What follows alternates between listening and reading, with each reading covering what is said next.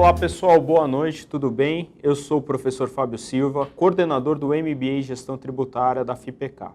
E hoje estamos aqui com meu amigo Daniel Durão, advogado, sócio do escritório Terciotti Andrade Advogados, e a gente vai falar de um tema muito importante. Todo mundo sabe que esse mês é o fatídico mês que a gente tem que declarar o imposto de renda da pessoa física. O prazo se encerra no dia 31.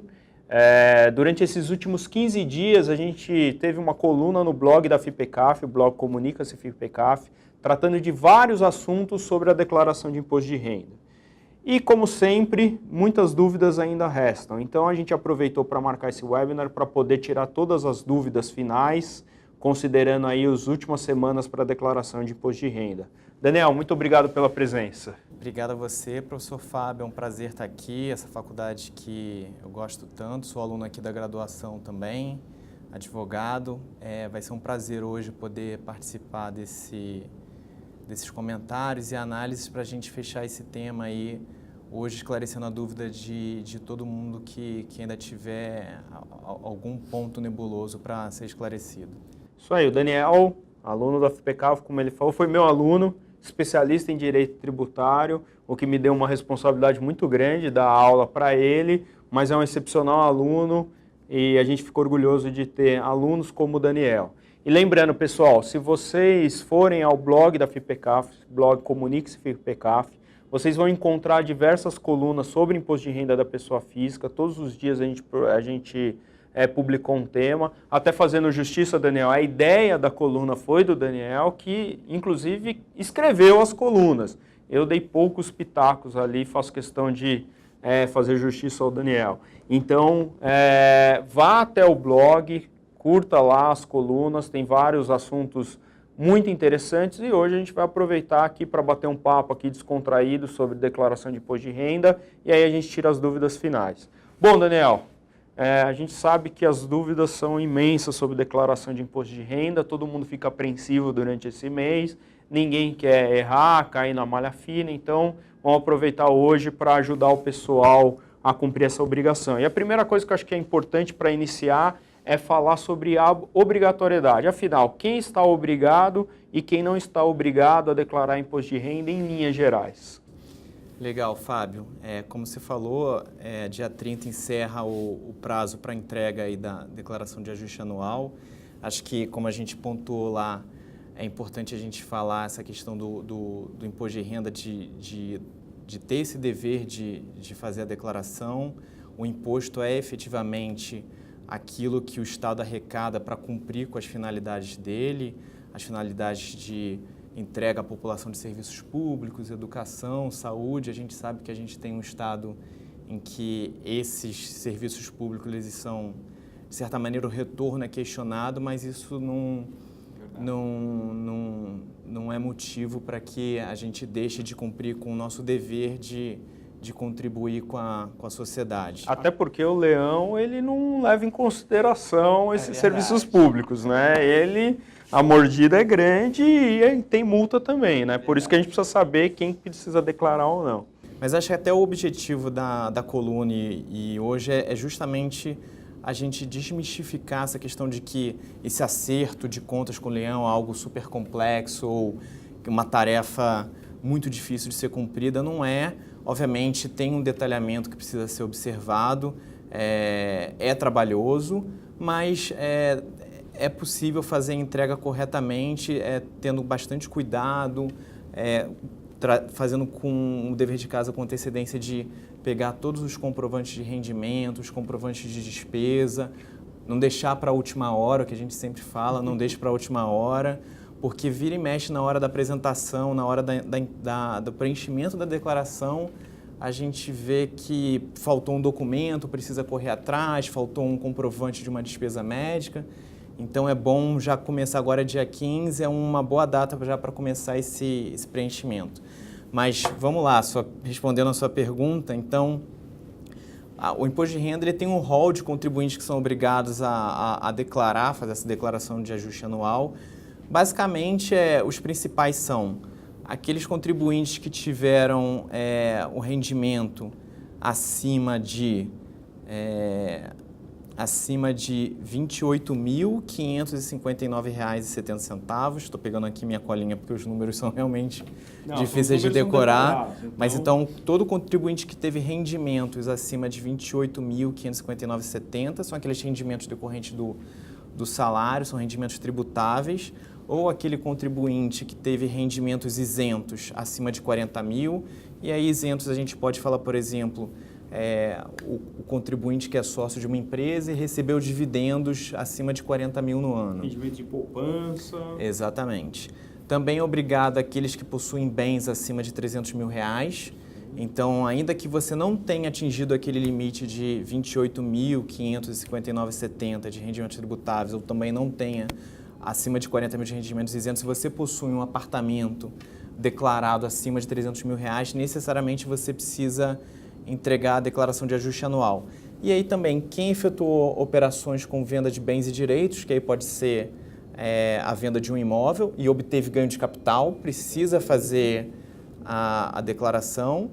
E quem também operou na Bolsa, quem comprou e vendeu ações, necessariamente também precisa fazer a entrega da declaração de imposto de renda.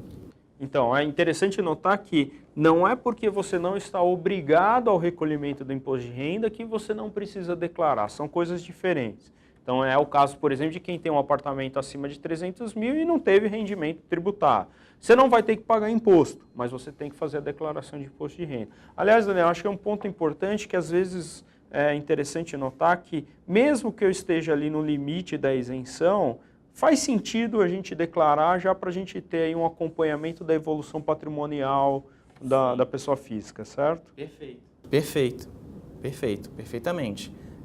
Muitas vezes pode haver uma situação do contribuinte não ter atingido aquele limite para ter o rendimento tributável, a obrigatoriedade de entregar a declaração, mas é sempre bom entregar porque você registra na Receita Federal que você possuiu aquele ganho para que caso no futuro você venha comprar um bem com esse dinheiro, você não venha ser questionado e falar que você não tinha rendimento suficiente para adquirir aquele bem. Teve origem para adquirir o bem. Exatamente. Isso é muito importante.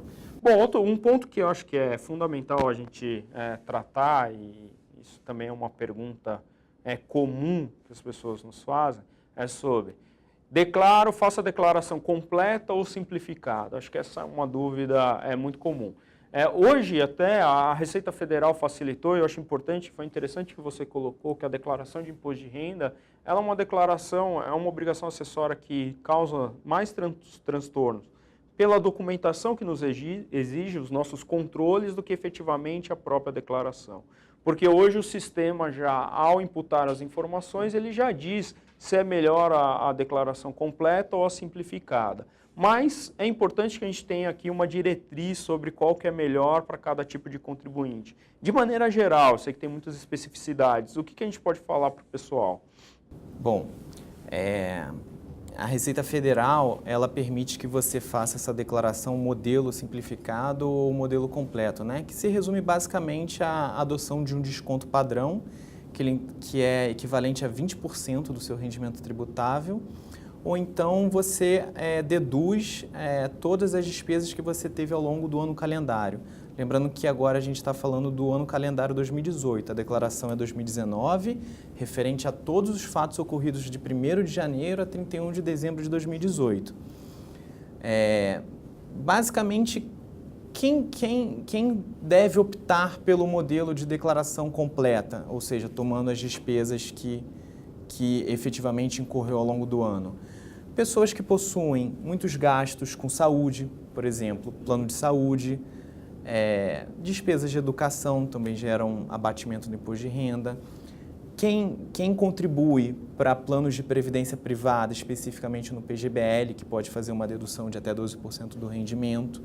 Para esses contribuintes, regra geral, a opção pela declaração completa vai ser mais benéfica. Por que eu digo regra geral? Porque pode ser que, no fim das contas, não seja. Mas nessas situações, geralmente, acontece. O desconto padrão, ele permite que você abata até 20% da sua renda tributável, mas ele também tem um limite. Na verdade... O desconto padrão é como se eu estivesse substituindo aí as minhas despesas dedutíveis. Então, só para ficar claro, Eu tenho a declaração completa, que eu tenho despesas dedutíveis permitidas pela lei, e tem a declaração simplificada, que tem uma dedução ali que é como se fosse presumido as minhas despesas. Exatamente. Isso é bom até a gente frisar, Fábio, isso não impede, isso não exclui a obrigatoriedade de você fazer a declaração dos pagamentos que você teve ao longo do ano de 2018. A própria declaração, o próprio sistema, quando você fizer esse preenchimento, ele vai te dar a opção desconto simplificado, desconto completo. E ele mesmo automaticamente vai calcular. Ele vai te dizer quanto de imposto de renda você tem a pagar ou a restituir, conforme for o caso, optando por um ou por outro.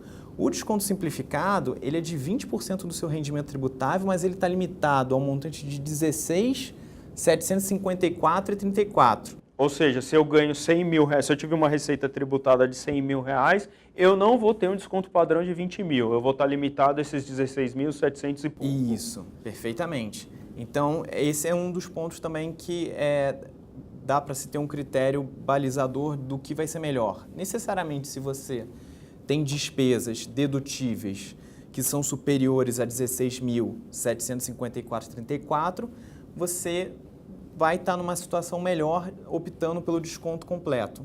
Ou seja, pessoal, tudo vai depender da quantidade de despesa dedutível que você tem. Se você tem despesa dedutível que somadas superem aí os 20% da sua receita tributada, lembrando que o desconto simplificado tem esse limite de 16.700 e pouquinho, vale a pena a declaração completa.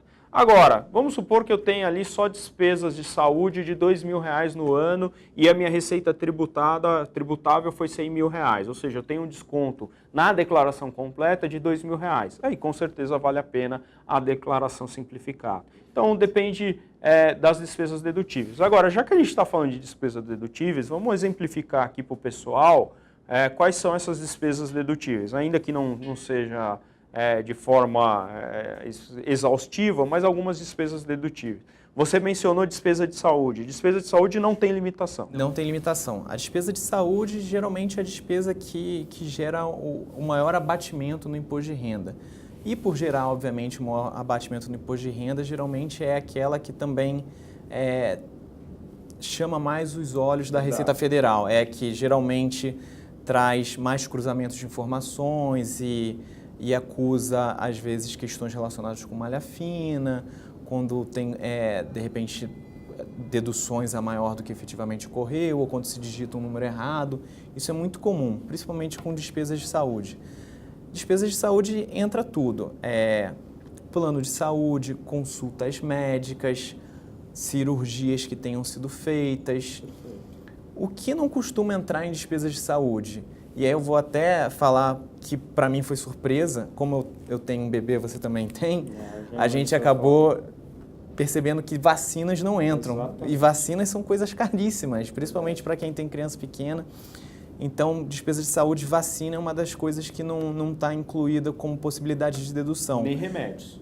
Remédio também não, exceto quando o remédio ele faz parte da conta de um tratamento hospitalar. Imagina que o contribuinte tenha sido internado e na conta do hospital veio lá incluída a medicação que o contribuinte tomou durante o período lá hospitalizado. Como faz parte da conta do hospital, ela passa a ser dedutível, mas aquele remédio que você compra na farmácia, você não pode deduzir. Perfeito. Então, pessoal, vamos lá. Primeira despesa dedutível é a despesa de saúde. Não tem limite, então a despesa de saúde você pode declarar e deduzir sem o limite. Agora, você não pode deduzir despesas com vacinas, que realmente aquelas vacinas que não estão disponíveis no serviço público de saúde, ou que você mesmo optou por dar no particular, elas não são dedutíveis, e nem remédios, exceto se tiver incluído numa conta ali hospitalar. Mas muito cuidado com as despesas de saúde. Daniel realmente trouxe aqui uma informação que é preciosa. Como as despesas de saúde elas não têm limitação para dedução, é muito comum que isso acabe acusando malha fina, porque às vezes a Receita Federal intima o contribuinte apenas para ir lá e comprovar aquelas despesas de saúde. Então, não declarem despesas de saúde sem ter a efetiva comprovação e tomem muito cuidado na hora do preenchimento do pagamento, se está tudo correto, CNPJ, CPF do médico que foi pago, qual que é o valor correto, porque num eventual cruzamento de informações, talvez o contribuinte possa cair numa malha fina porque essas informações não batem. A informação foi prestada pelo médico e pelo contribuinte. Então, é fundamental o cuidado com as despesas de saúde. Além das despesas de saúde, outra despesa, principalmente para quem também, de novo, tem filhos e faz a opção ou tem o privilégio de poder colocar os filhos numa escola particular ou mesmo a próprio contribuinte estuda numa escola particular, também tem uma dedutibilidade. Perfeito, perfeito. E é até muito importante isso que você pontuou, Fábio. Quando o contribuinte possui o que a gente chama de dependente, né? O filho ou o cônjuge, ele pode incluir esse dependente na declaração, além das despesas do dependente que vão abater o imposto de renda dele, ele ganha um valor adicional referente à despesa do dependente. Perfeito. Que é por volta de R$2.000. Mas a despesa de educação está incluída nesse rol. Então, por exemplo, se você declarou o seu filho como dependente, o meu caso, eu declaro meu filho como dependente, ele tem a despesa escolar dele e eu tenho a minha despesa escolar aqui da graduação da FPCAF. Então, eu consigo abater duas despesas relacionadas à educação. Qual é o ponto específico da educação? Ele tem uma limitação de dedutibilidade.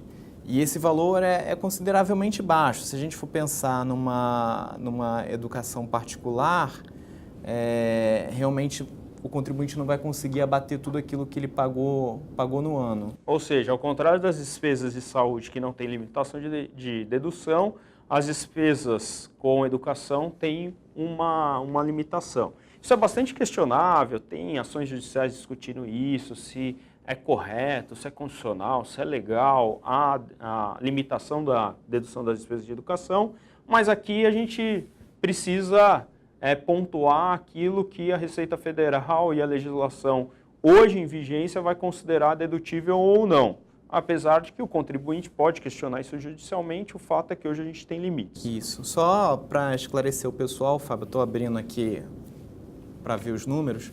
Despesa de educação está limitada a R$ 3.561,50.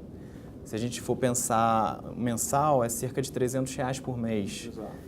Realmente é um valor considerado baixo para uma despesa escolar. Geralmente uma escola é mais cara do que esse montante, mas tem essa limitação. Como o Fábio falou, tem alguns questionamentos, salvo engano até os próprios auditores da Receita Federal questionaram isso no Supremo Tribunal Federal, mas a gente ainda não tem uma posição do Judiciário se essa limitação é legal, ela fere a Constituição ou não. O fato é que hoje a gente só pode bater até R$ 3.561. Perfeito. E vamos ser pragmáticos. Quando você preencher sua declaração de imposto de renda, você colocar lá, você pode colocar, vamos exagerar para efeitos didáticos, R$200 mil de despesa de educação, o próprio programa vai limitar ao valor de 300 e uns quebrados. Ele não vai deixar você deduzir o valor total. Então, para efeito pragmático da declaração de imposto de renda, esse é o montante que a gente vai considerar. Isso é muito interessante que você falou. Isso é muito interessante que você falou. O sistema ele é, digamos assim, inteligente. Todas as questões envolvendo limitações de dedução, por exemplo, a própria despesa de educação, as despesas com plano de previdência privada, o próprio sistema ele faz essa limitação, ele não permite que você, não há a possibilidade de você, tendo pago R$20 mil de escola, deduzir os R$20 mil.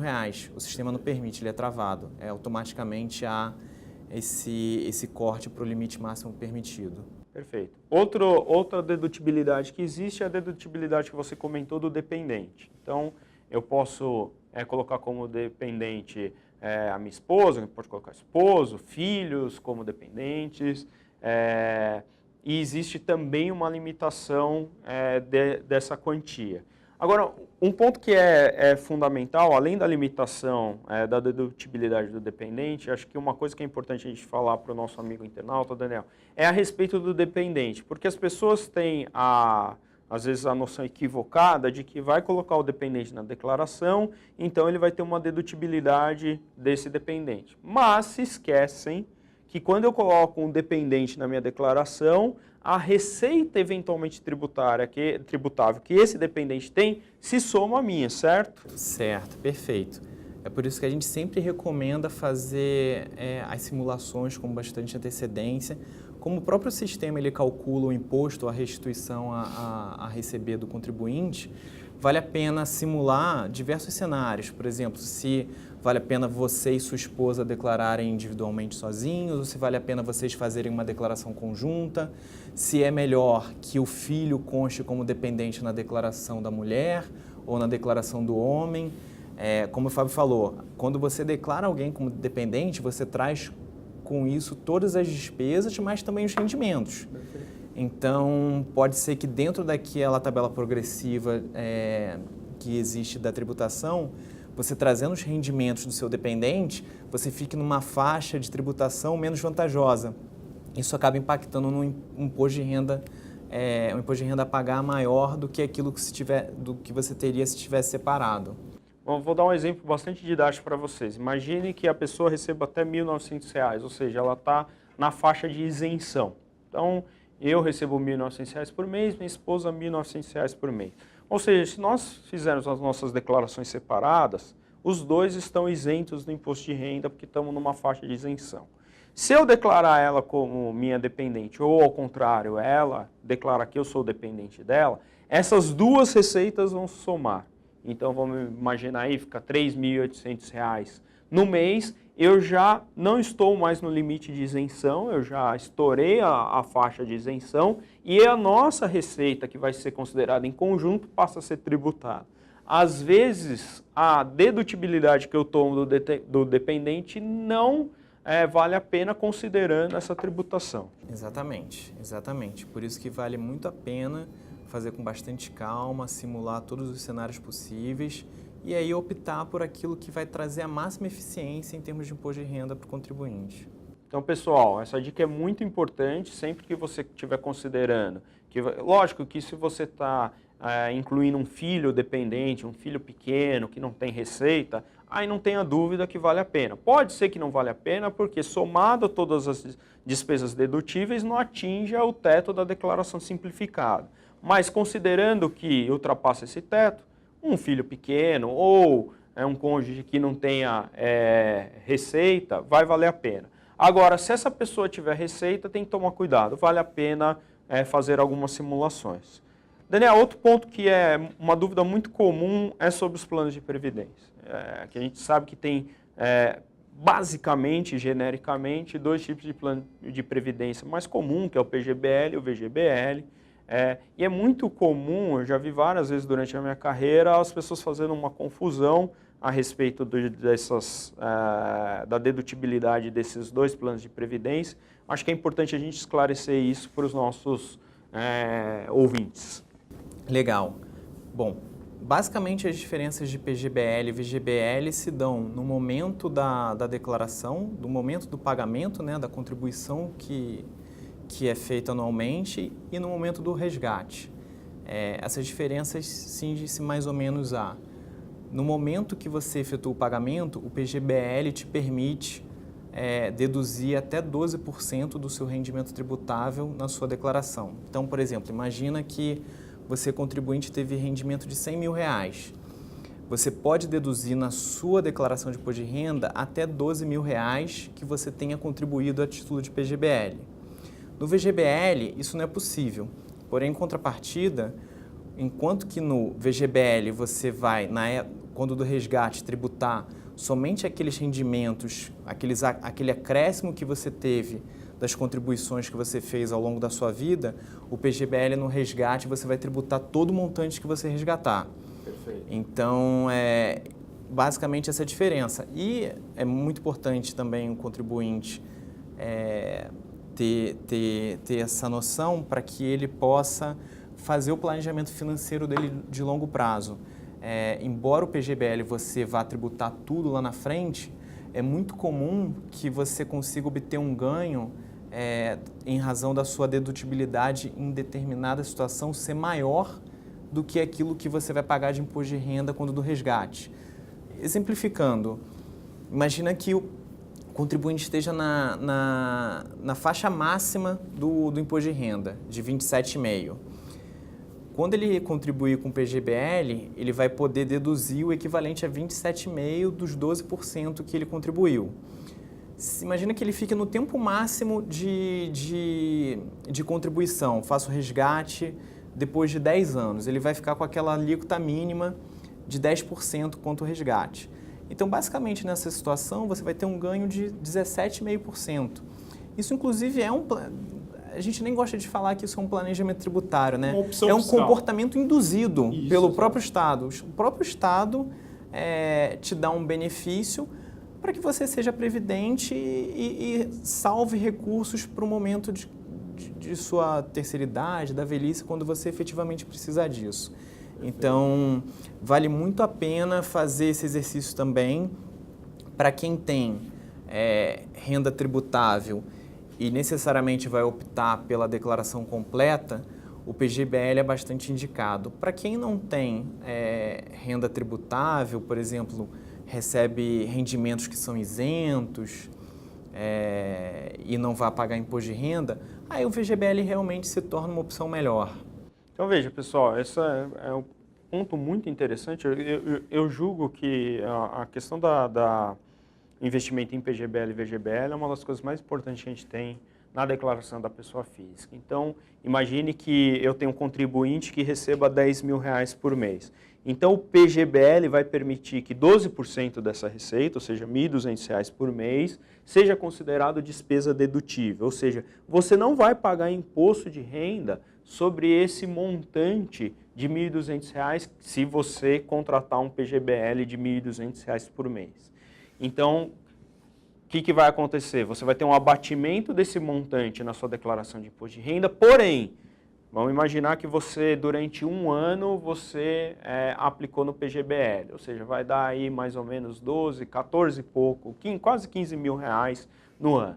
E você tem aí mais R$1.000 de rendimento. Chegou no final do ano, o que você aplicou no PGBL, mas o que teve de rendimento deu R$16.000. Se você sacar esses R$16.000, você vai tributar o montante total. Vai falar, ué, mas eu vou tributar até aquilo que eu coloquei? Sim, porque você teve o abatimento mês a mês desse montante que você colocou lá. Então o PGBL é indicado para quem faz declaração completa e principalmente para quem está numa faixa de renda maior e que deixe muito tempo essa aplicação lá quietinha, guardada, rendendo frutos. Quando você sacar, você vai tributar tudo o que você colocou, mais o que acresceu de juros, numa alíquota que pode chegar aí a 10%.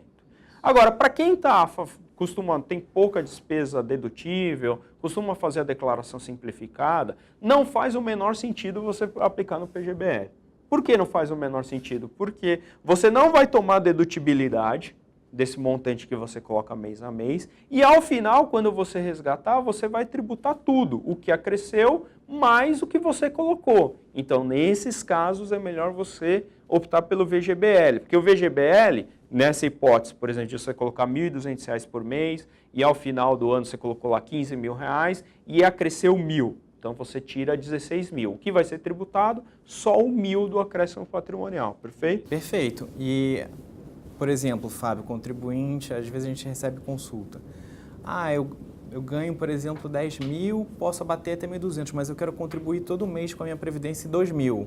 Sem problema, você faz um PGBL até aquele limite de 12% e aquele excedente que não vai ser dedutível para você, você faz um VGBL, não tem problema nenhum. Por isso que a gente sempre fala, a melhor coisa, planejar, calcular, simular. Ver quais são as melhores situações, qual o limite que você vai poder deduzir. Já simula no início do ano qual o rendimento que você vai ter durante o ano inteiro. E já faz aquelas contribuições mensais até o limite da dedutibilidade. Aquilo que você quiser contribuir, que é ótimo, você faz um VGBL também. Perfeito.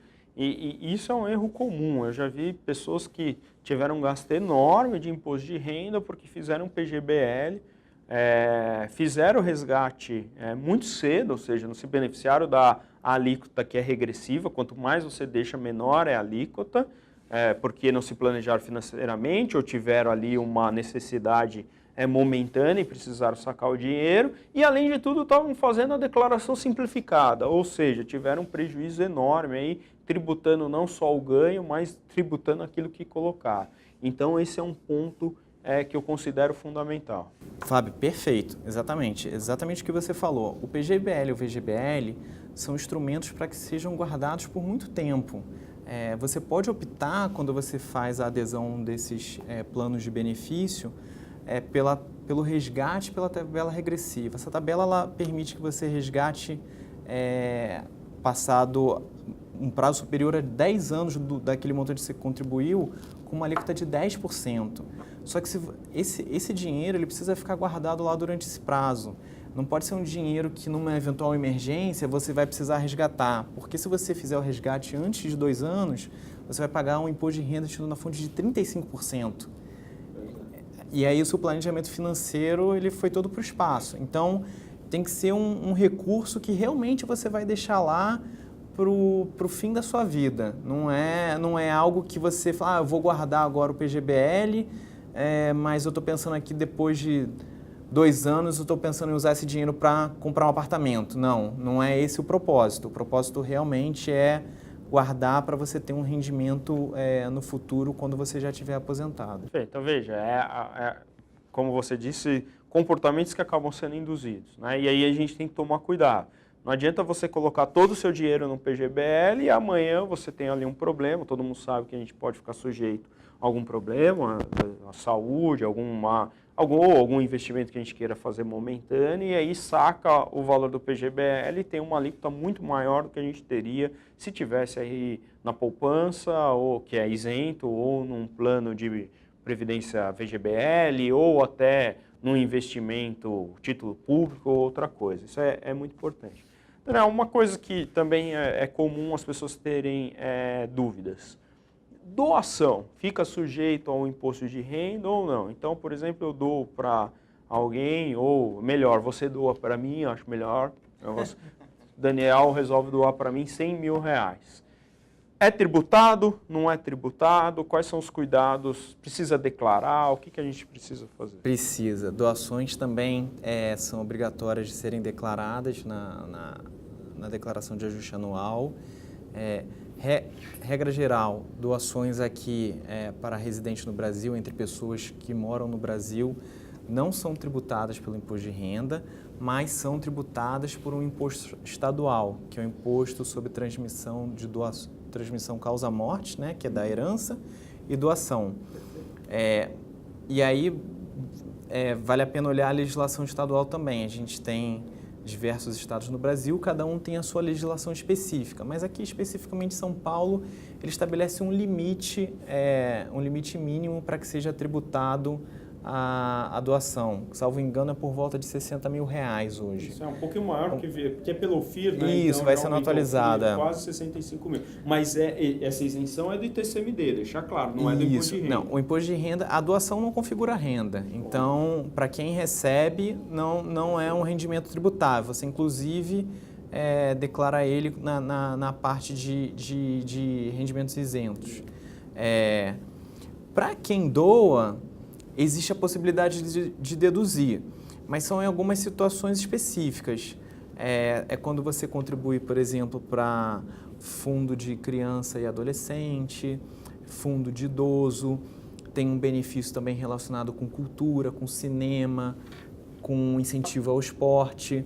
São algumas situações específicas na legislação que, se você contribuir para um programa dessa natureza, você pode deduzir o valor que você doou. Mas nessa dedução sua para mim, não tem dedução. Deduções entre...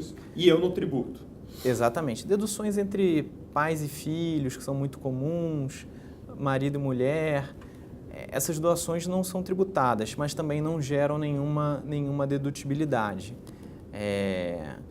As doações que geram dedutibilidade, ainda assim, elas têm uma limitação também. Basicamente, você tem um limite de até 6% global para você fazer essas doações, E, adicionalmente também, para quem não doou em 2018, você ainda pode utilizar, caso você tenha imposto a pagar, você pode utilizar um pedaço desse imposto, especificamente 3%, para fazer uma doação a fundo de crianças e adolescentes. Especificamente nesse caso ainda é possível doar com imposto bem específicos. Sim, com o imposto desse ano. E aí basicamente você faz essa opção na própria declaração e ao terminar a sua declaração ele emite um DARF para você fazer esse pagamento. Mas como você perguntou, doações realmente não são tributadas pelo imposto de renda. E como a gente não está aqui para falar só coisa positiva, aliás, falar de imposto de renda é uma coisa que é sempre delicado.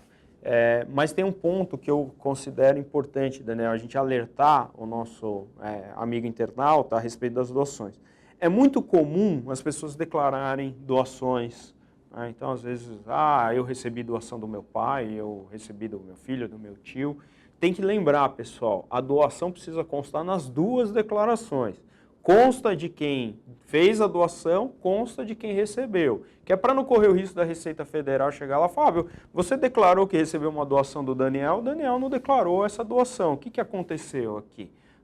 Para não acontecer do Fábio estar simplesmente declarando uma doação para justificar ali uma renda que não é tributada, é isento, para, de repente, justificar a compra de um imóvel, coisa parecida. Outro ponto importante, o Daniel colocou muito bem, não é fato gerador do imposto de renda, é fato gerador do imposto de transmissão causa-morte de doações, que é o imposto estadual. Aqui em São Paulo tem uma limitação de isenção. Então, se eu declarar que o Daniel me doou 100 mil reais, tem que tomar cuidado, porque se ele me doou 100 mil reais, superou esse teto de isenção do imposto estadual, então eu teria que ter recolhido o ITCMD. Então, é comum a pessoa fazer essa declaração e depois, passado alguns meses, recebe alguma cartinha da Fazenda do Estado de São Paulo, por exemplo, dizendo assim, olha só, fiquei aqui sabendo que você recebeu uma doação do Daniel aqui de 100 mil reais. Poderia, por gentileza, me apresentar a guia de pagamento do ITCMD? Então, cuidado com essas doações. As doações precisam estar efetivamente terem acontecido, está declarado nas duas declarações de imposto de renda e, se superar o limite, pagamento do ITCMD. Isso. Outro cuidado que é bastante importante a gente mencionar, Fábio, tem muito contribuinte, muita família que gosta de antecipar, eventualmente, a herança, fazer uma antecipação, fazer um planejamento para evitar, na frente, ter que abrir um processo de inventário que é moroso, é custoso. Então, é comum um pai doar um imóvel para o filho. É importante que esse imóvel, quando o filho for declarar e quando fizer o instrumento de doação, se faça pelo valor que consta na declaração do pai. Então, se o imóvel foi comprado por 500 mil reais e hoje ele vale 1 milhão, faça a doação pelo valor de 500 mil reais e o filho declara como recebendo por 500 mil reais. Porque caso você venha a fazer pelo valor de mercado, que inclusive é uma das possibilidades, a legislação permite isso, aquele que doou vai ter que pagar o ganho de capital, que é o imposto de renda sobre essa diferença entre o valor que estava efetivamente registrado e aquele que foi realizada a doação. Então, é importante observar isso. Às vezes as pessoas recebem um imóvel doação e colocam o valor que ele entende que é o que vale hoje o imóvel. Não, na verdade você vai usar o valor histórico. O imposto de renda da pessoa física, é muito importante a gente mencionar, ele é todo baseado em custo histórico, em valores históricos. Então, você tem um carro, você coloca o valor que você adquiriu o carro. No ano que vem, você não atualiza ele pelo valor da tabela FIPE, você mantém o valor de aquisição. Seja para cima ou para baixo, essas diferenças de valor de mercado, elas não são registradas no imposto de renda, você sempre mantém o valor de aquisição. Perfeito. Acho que você tocou num ponto importante também a gente discutir. Quer dizer, além de todas as declarações que a gente tem, rendimentos tributáveis, rendimentos isentos, tem a ficha de bens e direitos, que ali é como se fosse ali o inventário dos bens que o contribuinte possui. Então, vai ter um histórico ali dos bens que ele possui naquele momento. E aí, nessa ficha, sempre tem o valor, uma coluna do valor do dia 31/12 de 2017, por exemplo, e 31/12 de 2018, essa diferença de valor. E você sabe que, você tocando nesse ponto, eu lembrei, uma vez uma pessoa falou para mim, todo ano eu atualizo um pouquinho o meu imóvel, porque aí sim, quando eu vender, o valor está atualizado, eu não preciso pagar muito ganho de capital. Então, é importante registrar que essa atualização ela não é permitida, só em casos específicos. Sim.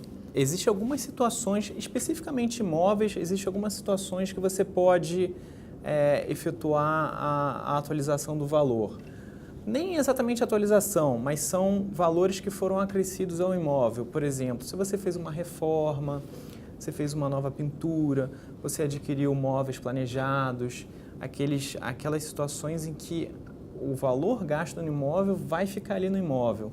Se você comprou, por exemplo, uma mesa de jantar, isso não entra no cômputo. Agora, se você fez um armário no quarto do seu filho, um móvel embutido, aí realmente você pode utilizar aquele valor para acrescer o valor do imóvel. Agora, é importante mencionar que todos esses acréscimos, como tudo que está relacionado a bens e direitos no imposto de renda, é muito importante o contribuinte guardar os comprovantes, porque eventualmente na hora em que na alienação, na venda desse imóvel, você vai efetuar o ganho de capital, caso a Receita venha te questionar o porquê que você usou a base de custo, um valor X, você vai ter que demonstrar através desses comprovantes do que você teve desses dispêndios. Aliás, pessoal, além disso, além de móveis planejados, um piso que eu fiz, uma reforma, gastos relativos ao registro do imóvel e o pagamento do ITBI, que é o Imposto de Transmissão de Bens Imóveis, também você pode integrar o custo do imóvel para cálculo do ganho de capital. Agora, afora essas situações específicas, eu não posso ficar atualizando aqueles bens. Eu vou falar uma conta corrente. Aí é evidente que a conta corrente vai ter um saldo no dia 31/12 de 2017, um saldo diferente 31/12 de 2018. Né? Dificilmente, a não ser que você não movimente, não tenha rendimento, vai ser igual. No geral, os demais bens, imóveis, casas, a gente só vai imóveis, a gente só vai lá clicando, repetir o valor do ano anterior, repetir o valor do ano anterior. Então, não pode.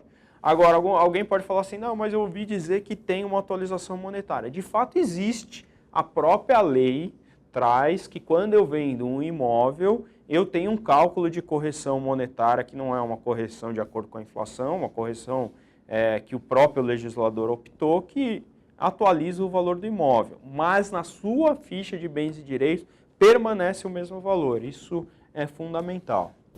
Quando a gente fala de imóveis, automóveis, como são bens que ficam durante muitos anos lá no inventário, né, do contribuinte nessa ficha de bens e direitos, acabam que não geram tantas transações e não tem tantos reflexos para o imposto de renda. Mas se a gente for pensar, por exemplo, no investimento em ações que são negociadas à Bolsa, você não deve, ao final do ano, atualizar o valor das suas ações pelo valor de mercado. Se você comprou ações da Petrobras que à época valiam 10, hoje ela vale 40, mantenha os 10, que é o valor da sua aquisição. Porque quando você fizer a alienação dessas ações, a venda delas, aí que você vai pagar o ganho de capital. Agora, só voltando um pouquinho, a gente tem rendimentos, já que eu falei do rendimento tributado, rendimento isento. Existe um outro rendimento que talvez as pessoas não conheçam ou se confundam quando recebem, que é o de tributação exclusiva na fonte, né? Que é o caso, por exemplo, do 13º salário, se eu não me engano, férias. Tem juros sobre capital juros sobre capital próprio. Quem participa, tem participações societárias, comprações. São situações em que o contribuinte vai declarar, ele não vai ter mais efeito para fins de tributação para pagamento de imposto de renda, mas necessariamente o contribuinte precisa declarar nessa ficha específica, sujeitos à tributação exclusiva definitiva, e aí você informa o valor que você teve de ganho e o valor que foi pago a título do imposto de renda retido na fonte. Geralmente são casos específicos em que o imposto é retido na fonte, né? Quando você recebe o ganho, você já recebe líquido da tributação. E exclusivo, quer dizer, você não faz ajuste nenhum, tem lá uma ficha específica que você vai colocar o valor líquido. Perfeito.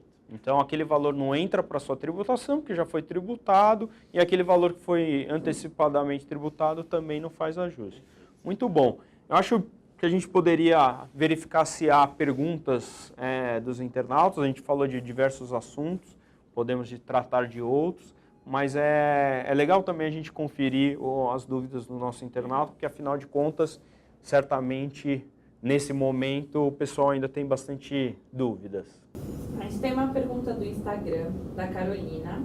Ela quer saber, aliás, é uma dúvida que ela tem, porque ela investe na Bolsa de Valores, ela compra ações.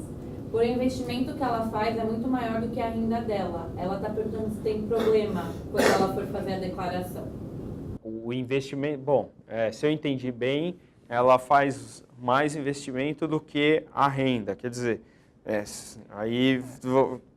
A gente teria que avaliar conforme o caso. Assim, não necessariamente o fato de você ter hoje um valor de ações maior do que Ok, valor de mercado. Exatamente. A gente volta para aquela questão do valor de custo e de mercado. Quer dizer, se eu tenho uma renda de, sei lá, 10 mil reais por mês e acumulei ali um patrimônio de 100 mil reais, de repente aparece que eu comprei 80 mil reais de ações, não tem problema, desde que fique, mesmo que essa ação hoje esteja valendo 10 milhões de reais. Assim, tipo Betina, a gente teve ali uma valorização muito grande, não tem problema. Agora, eu acho que o problema é se eu tenho ali, acumulei um patrimônio de 100 mil reais e, de repente, do dia para a noite, esses 100 mil reais vira 200 mil reais em ação, custo. Aí me parece que pode ter uma omissão de rendimento. Exatamente. Pode ser o caso da internauta de repente, ter recebido uma ajuda do pai, da mãe para comprar. E aí a gente sugeriria declarar esse valor que ela tenha recebido como uma doação, sem problema nenhum. Agora, se for o caso de hoje você possuir, digamos, 200 mil reais em ação, mas você tem rendimentos anuais de 50 mil, mas você veio comprando essas ações ao longo dos anos, nos últimos 5 anos, não tem problema nenhum. Não tem problema nenhum. A Receita ela não olha isoladamente o ano. Ela vai olhando a sua evolução patrimonial. Se tiver justificativa para você ter hoje 200 mil reais de ação, sem problema nenhum. O que não pode acontecer, eu sempre falo para o pessoal de maneira bem pragmática, né? Imagine que eu tenho uma declaração de bens e direitos de 500 mil reais ao final do ano, né? 31/12 de 2017. Aí, quando eu olho 31/12 de 2018, foi para 700 mil reais. Ou seja, houve um acréscimo patrimonial, meu patrimônio cresceu 200 mil reais. O que a Receita quer saber é de que forma que eu consegui esse acréscimo. Pode ser por doação, por exemplo, não tem problema nenhum, desde que esteja declarado. Pode ser uma situação que, digamos, nem seja doação, seja um empréstimo, a família entende que a pessoa conhece muito do mercado e vai conseguir bons rendimentos e de livre e espontânea vontade de falar, eu vou te dar um dinheiro para você aplicar para mim. Perfeito. Sem problema Mas nenhum. aí eu preciso declarar Exatamente, que eu tenho um empréstimo. exatamente. O importante é que tudo que você tem de bens tenha lastro com uma fonte. Seja seus rendimentos, seja um empréstimo, seja uma doação. O que não pode é ter um bem que esteja descoberto, ou seja, que não tenha rendimento que justifique a presença desse bem na sua declaração. E sem contar, de novo, que o Daniel falou, eu venho recebendo um pouco por mês, ou seja, meu pai foi fazendo uma poupança para mim de R$ 1.500 todo mês, quando eu completo 18 anos, ele fala, e agora, filho, você quer fazer o que com esse dinheiro? Não tem problema que eu compre ações e tenha esse montante, né? Mais perguntas? Tem a pergunta da Natália. Ela ficou desempregada em 2018 e não teve ganhos. Ela quer saber se ela pode constar como dependente da declaração do marido dela. Perfeito, pode, sem problema nenhum. Regra geral, filhos e cônjuges podem constar como dependentes, independentemente de ter ou não ter rendimentos tributáveis. Nesse caso, é até recomendável. Imagine que ela, como estava desempregada e não teve rendimento, ela vai entrar na declaração do marido, não vai acrescer nenhum rendimento, automaticamente ela vai dar uma despesa por ser dependente e aquilo que tenha sido arcado pela família, por exemplo, um plano de saúde por todos, vai ser abatido na declaração do marido também. Então, sem problema nenhum, pode constar como dependente. Ou seja, entra a dedutibilidade dependente, entra as despesas dela também dedutíveis e como ela não tem receita, não corre aquele risco que eu falei de somar a receita. Então, nesse caso, não é só possível, como é recomendado. Nós temos outra pergunta no Instagram. O João quer saber como que ele consegue comprovar que o dinheiro que ele tem, que ele investiu em ações, veio de doações. Você pode ter, por exemplo, o comprovante da transferência bancária. Por exemplo, se for o caso do pai que doou para o filho para ele iniciar um negócio de investimento em ações. Aquela transferência bancária que você recebeu do dinheiro do seu pai para você é o comprovante da doação. É importante que isso seja declarado no momento exato em que foi efetuada a doação. Imagine que você tenha recebido essa quantia, você não possui rendimentos tributáveis, mas você tem R$100 mil em ações hoje, que é um dinheiro que você recebeu em 2016. Talvez seja necessário que você faça a retificação das suas declarações. Agora, lembrando, foi o que a gente conversou, a obrigatoriedade de fazer a declaração do imposto de renda, ela é a partir de um valor, acho que é cerca de R$28 mil. Se você hoje tem R$40 mil em ações, pode ser que seja justificado porque você recebeu menos de R$28 mil ano passado e menos esse ano. E não necessariamente você tem a obrigatoriedade de fazer a declaração. Mas lembrando, quem investe na Bolsa de Valores necessariamente tem que apresentar a declaração de ajuste anual, mesmo que não tenha tido rendimento tributável, mesmo que não tenha rendimento nenhum, nem isento e nem tributável. Investiu na Bolsa, qualquer quantia, tem que fazer a declaração de imposto de renda. Tem uma pergunta da Eliana. Ela está dizendo que o pai dela é aposentado e ano passado ela pagou o plano de saúde dele. Ela quer saber se ela pode abater essa despesa no imposto de renda. Maravilha. Depende. Vai ter uma situação específica. Se o pai que é aposentado, ele provavelmente recebe rendimentos de aposentadoria. Se esses rendimentos forem superiores a, salvo engano, é cerca de R$22 mil, um pouco mais de R$22 mil, é a primeira faixa de isenção do imposto de renda. Até a primeira faixa de isenção, acho que são R$22.800, alguma coisa assim. Se ele tiver tido esses rendimentos de aposentadoria em valor abaixo desse montante, pode constar sem problema como dependente. Regra geral, pais e mães não podem constar como dependente, exceto se eles tiverem esse rendimento abaixo da faixa de isenção. Então, por exemplo, se seu pai recebeu o rendimento acima de R$40 mil, R$45 mil, ele não vai poder constar como dependente. Então, esse montante do plano de saúde você não vai poder deduzir. Agora, se for abaixo desse montante da primeira faixa, que, salvo engano, é R$22 mil, alguns quebrados, você pode sim tomar a despesa do plano de saúde que pagou. Perfeito. E marido e mulher casados, né, reconhecido, mesmo casados no civil, é importante dizer também que pode ser casais do mesmo sexo também, certo? Exatamente. Então, pode ser dependente um do outro, não há problema nenhum, isso é reconhecido pela legislação. União estável, seja homoafetiva, qualquer delas permite a possibilidade de dedução em conjunto, colocando um dos cônjuges como dependente. Perfeito, ótimo. O João, ele está dizendo que fez curso de inglês e ele quer saber se pode considerar o valor pago no curso para abater o imposto. Importante, essa pergunta sempre tem, né? Quer dizer, a gente acabou esquecendo de falar, ainda bem. Muito bom, excelente pergunta. Não só em inglês, eu posso fazer um curso, vou pôr meu filho no judô, estou no teatro, estou música. Ninguém tem dúvida que tudo isso tem um acréscimo cultural e é até indicar.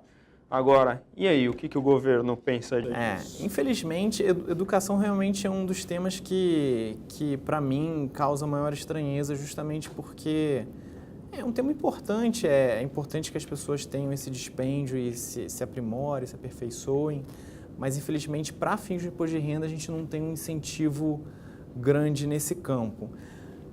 Despesas de educação, o que podem ser abatidas? Lembrando, dentro daquele limite que a gente mencionou, escola regular, educação infantil, educação ensino médio, ensino fundamental, educação superior e educação técnica executiva. Esses são a regra geral do que você pode fazer a dedução. Então, cursos complementares, cursinho pré-vestibular, curso de inglês, teatro, música, esporte, embora realmente a gente entenda que seja importante, constitui efetivamente um importante valia para o país, né? Ele não tem esse incentivo de dedução como despesa para fins de imposto de renda. Então, pessoal, cuidado. Despesa com escola de inglês não é dedutível para fins de imposto de renda. Fábio, um ponto bastante interessante, voltando nessa questão da educação, aí eu acho que a legislação andou bem. Especificamente para portadores de necessidades especiais, em que tem escola especial, ela pode ser deduzida integralmente. Só que é importante o contribuinte ter atenção, porque isso não vai constar na ficha como despesa de educação, vai constar como despesa de saúde. Olha só, então, importante. Você tem um filho com síndrome de Down, uma necessidade especial, caso ele curse uma instituição voltada para o atendimento dessa necessidade especial, você pode deduzir, mas lembrando, indique isso como uma despesa de saúde e não de educação. E aí, por outro lado, tem essa questão ruim, que é questionável também. Nessa mesma situação, se você matricular a criança numa escola normal, regular, e a gente hoje fala tanto em inclusão, mas se você matricular numa escola regular, você não tem o direito a essa dedutibilidade, só nas escolas especiais. São os absurdos da nossa legislação. Mas, de novo, pragmaticamente, o próprio programa ele já vai limitar essa dedução. Acabou as perguntas? Bom, pessoal, eu gostaria de agradecer a presença de todos, achei que foi muito interessante esse bate-papo, eu gostaria de agradecer a presença aqui do meu colega advogado, aluno, amigo, Dr. Daniel Durão, de novo, sócio do escritório Terciotti Andrade, é isso? O Terciotti eu sempre lembro, desculpa, mas Terciotti Andrade Advogados, especialista em direito tributário, fico muito feliz com a sua presença. Eu acho que é muito importante para a FIPECAF receber aqui nossos alunos, mostra o nível do nosso corpo discente, isso engrandece a faculdade, nos deixa orgulhosos, eu que sou professor aqui da faculdade fico ainda mais orgulhoso. Queria aproveitar também para lembrar que nós já estamos com matrículas abertas para os cursos do segundo semestre, então tanto graduação como MBA, então a gente tem o MBA em Gestão Tributária, o qual eu sou coordenador, que trata de todos esses assuntos relacionados à gestão tributária, mas nós temos o CEFIM, IFRS, Controle, Executivo e Finanças, as modalidades em EAD, então para você internauta que está fora de São Paulo, está longe de São Paulo e quer estudar na FIPECAF, tem as modalidades EAD, então a gente está agora no nosso período de matrícula, olhe nas nossas redes sociais, no nosso site para verificar todos os cursos que estão disponíveis. E lembrando de novo que esses temas que nós discutimos aqui, a gente teve uma coluna aí nas últimas 2 semanas, todo dia um tema específico diferente, então sobre previdência, sobre despesas dedutíveis, quem está obrigado, prazo, quais são os rendimentos isentos, ganho de capital, tudo isso a gente tratou na coluna. De novo, é uma ideia muito oportuna do Daniel, então vá lá no nosso blog, curta lá as colunas, se tiverem dúvidas, mandem perguntas para a gente e fiquem ligados nas nossas redes sociais que novos eventos serão realizados. Muito obrigado, Daniel. Fábio, obrigado por ter abraçado esse projeto, para mim foi muito interessante, fiquei muito contente de poder contribuir. Qualquer dúvida que os internautas tiverem, a gente está à disposição lá no blog também, podem continuar perguntando. A gente está aqui para poder contribuir. Isso aí, pessoal. Até a próxima.